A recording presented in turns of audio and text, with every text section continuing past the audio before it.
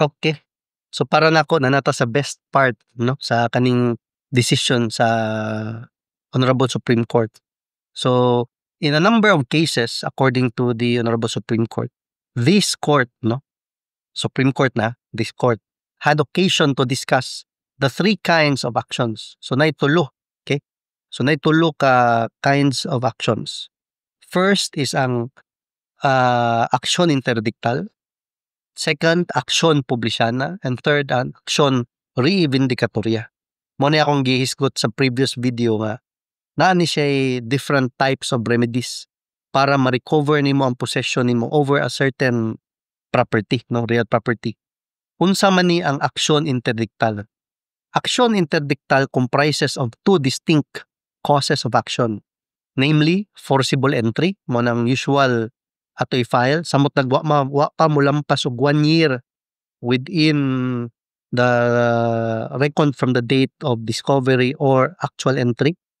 Unlawful detainer, mo nang second type of action interdictal. So action interdictal, two types. Forcible entry, detentasyon. Unlawful detainer, disactio. Sakto ba kung pronunciation? So, in forcible entry, one is deprived of physical possession of real property by means of force, intimidation, strategy, threats, or stealth. Okay? So, muna ato ang forcible entry. Sa forcible entry, mura pa ginignay do ka branch, lahi ang katong stealth, lahi po ning by force or intimidation. Okay, syempre, through stealth, wa magakabaw kanus ani sulod sila sa property. Pag, let's just say, ni bakasyon ka sa lahing nasod, January, pagbalik nimo pagka next year, January, nanay gampuyo sa imuhang yuta. So, stealth na siya by mudagan ang imong 1 year period, not from the time of entry. 1 year period to file the case ba? Dili mo dagan na siya 1 year nimo, not it will be counted from the date of discovery but not from the date of actual entry. Kung by force or intimidation, mudagan imong 1 year period to file the case from the date of actual entry.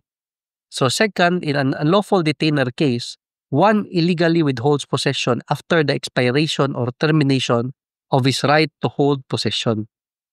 Textbook example, habang magpaabang ka ba, 1 year wa nakabayad sa abang or pasok na yung 1 year, di gyapon mo hawa. So kana siya, muna typical example sa unlawful detainer. Muna imong kung landlord ka, daghan ka gapaabang ka, usually muna imong i-file nga kaso sa imuhang gaabang kung di na mo bayad, no? So one illegally withholds possession, muna unlawful detainer, after the expiration or termination of his right to hold possession under any contract, express or implied. So the possession of the defendant started as legal, okay, under any contract man. The two are distinguished from each other in that in forcible entry, the possession of the defendant is illegal from the beginning. And the issue is which party had prior de facto possession. Okay? In unlawful detainer, possession of the defendant is originally legal. Kaya mo magipaabang, nakasuod man siya des property nga legal, naman mo yung contract of lease, but became illegal due to the expiration or ni-expire na inyong contract of lease. 1 year sobra na siya 1 year, di kapuyo, di dyan mo hawa. Na typical example, no? Unlawful detainer. Became illegal due to the expiration or termination of the right to possess. Okay. The jurisdiction of these two actions which are summary in nature, muna ang usahay, preferred kini siya kay summary proceeding manggod. Wala na witnesses nga molingkod sa witness stand in general. Kaya kanagong proceeding nga na ay witness molingkod sa witness stand. Ngayon tang plaintiff pa lang aside. Gamay na kayong usa ka tuig, na kay upat ka testigo, tulo. Lisod kay humanon sa 1 year. Let's just say sa usa ka tuig, upat lang ka hearing, tulo ka hearing. Next year, kalaban na pod. Resetting pa. Let's just say, ma-reset ka upat. That is worth 1 year of delay. So, nindot ni siyang summary proceeding kay after pre-trial, or preliminary conference mo na ilang tawag sa pre-trial diha sa summary proceeding, position paper na wa na witness nga mo lingkod sa witness stand. So the jurisdiction of these two actions, which are summary in nature, lies in the proper municipal trial court or metropolitan trial court. So first level court tawag na sa mga letter M kasugod. First level court na. Both actions must be brought within 1 year from the date of actual entry in the land in the case of forcible entry, or from the date of last demand in the case of unlawful detainer. So, syempre kung through stealth, from the date of discovery. So, man gitawag na 1 year time bar. Dapat mapasaka nimo ang kaso within 1 year.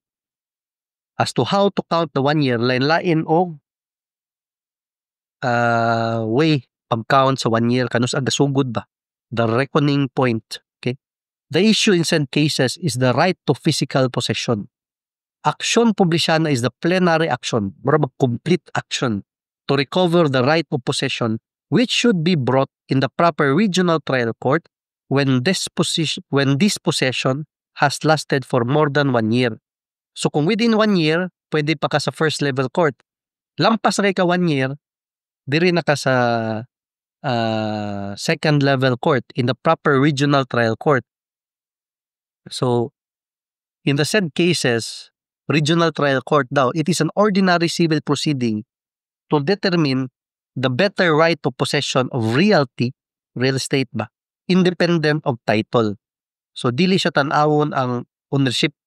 So, maskin pa og dili ka tag-iya, pwede ka maka-file ani nga kaso. Okay, it is about the right of possession regardless kung ikay owner or dili. Okay? So in other words, if at the time of the filing of the complaint, more than 1 year had elapsed since defendant had turned plaintiff out of possession or defendant's possession had become illegal, the action will be not one of forcible entry or illegal detainer, but an action publisyana. Okay. Boto'y action publisyana. Sa sunod nga video, ato istoryaan, action re-vindicatoria. Okay? So, taas na niya itong video. I will see you sa next video.